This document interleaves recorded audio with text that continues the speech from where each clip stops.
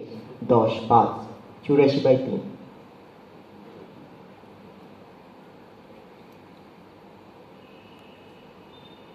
সদর ঘাটে পৌঁছতেই শুরু হয়ে গেল বৃষ্টি।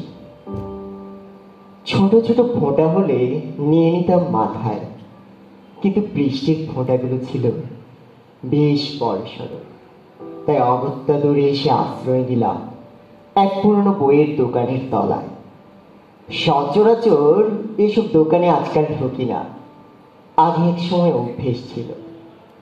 বৃষ্টি থামবার কোনো লক্ষণ নেই দেখে চোখ ফেরালাম সাজানো বইয়ের পটে।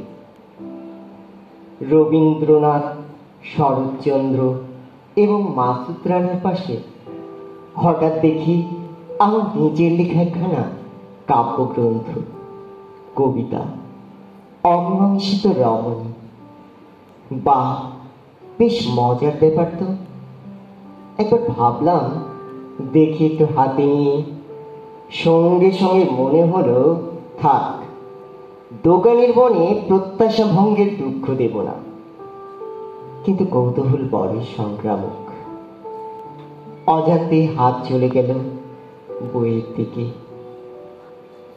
পাতা উল্টাতেই রমণীর হস্তাক্ষর আমার চোখ গেল আটকে। গোটা গোটা কাঁচা কালো কয়েকটি শব্দ আমার বিকেলটাকে দিল বদলে। খোকা ভাই, আরো সুন্দর, আরো ভালো হও, মমতা। বৃষ্টি ভেজা মনের মধ্যে নামটা কেঁদে গেল। মার্বেলের রঙিন ফুলের মতো আমার মনটা ভরে গেল মমতায়। কি সুন্দর মমতার এই প্রার্থনা। ভাবলাম এর পরেও কি খোকা ভালো না হয়ে পারে। বড় মুহূর্তেই মনে হলো এ বই দোকানে এলো কি করে, এখানে এলোই বা কেন।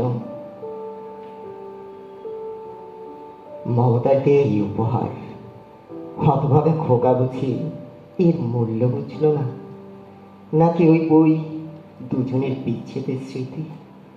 এ কি ভালোবেসে দেয়া মমতার শেষ উপহার?